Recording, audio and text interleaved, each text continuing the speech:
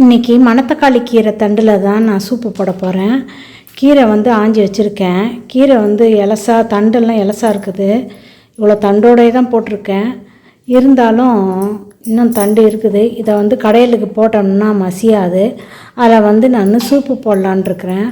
பாருங்கள் எவ்வளோ எலசா இருக்குதுன்னு. அதனால் இதை வேஸ்ட்டு பண்ணாமல் இதை சூப்பு போட்டுடலாம். கடையில்ன்றனால இந்த அளவுக்கு தண்டோடு எடுத்து வச்சுருக்கிறேன். நீங்கள் பொரியல் பண்ணுறதா இருந்தால் இந்த தண்டோடு போட்டே இந்த தண்டெல்லாம் சேர்த்து போட்டே பொரியல் பண்ணிக்கலாம். இதை சின்ன சின்னதாக நான் கட் பண்ணி எடுத்துகிட்டு வந்துடுறேன். இதை கட் பண்ணி எடுத்துகிட்டு வந்துட்டு உங்களுக்கு காட்டுறேன்.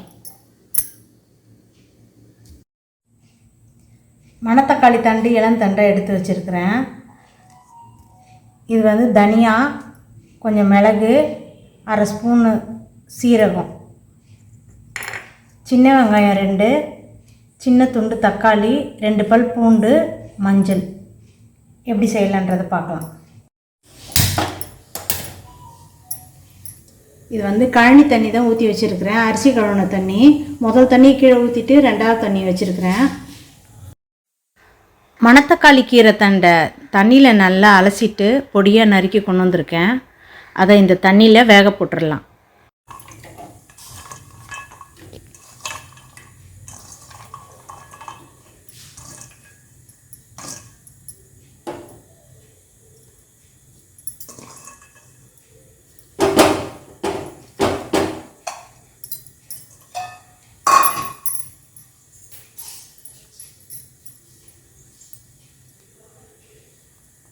சின்ன வெங்காயம் 2, ஒரு சின்ன துண்டு தக்காளி, 2 பல் பூண்டு, மஞ்சள் தட்டி வச்சுருக்கிறேன்.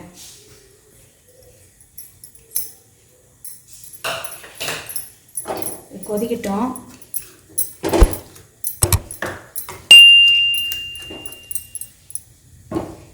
மிளகு, சீரகம், தனியா 1, 2 இடிச்சிட்டு வந்திருக்கேன். இதை அப்படியே போட்டுற வேண்டியதான்.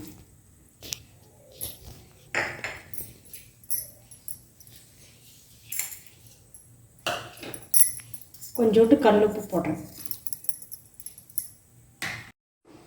இப்போ தான் கொதிய ஆரம்பிச்சிருக்குது. கொஞ்சம் நேரம் கொதிக்கிட்டோம்.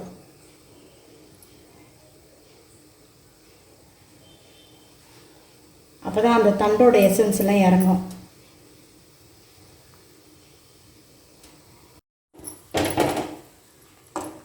சூப் ரெடி ஆயிடுச்சு. நல்ல மணம் வருது.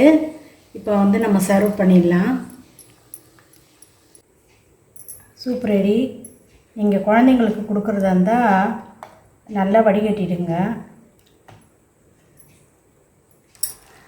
பெரியவங்க குடிக்கிறனால வெங்காயம் பூண்டோடு எடுத்து போட்டிருக்கிறேன். Soup ready. நீங்களும் செஞ்சு பார்த்துட்டு உங்களுடைய கருத்துக்களை சொல்லுங்கள். ஆரோக்கியமான உணவு, ஆனந்தமான வாழ்வு.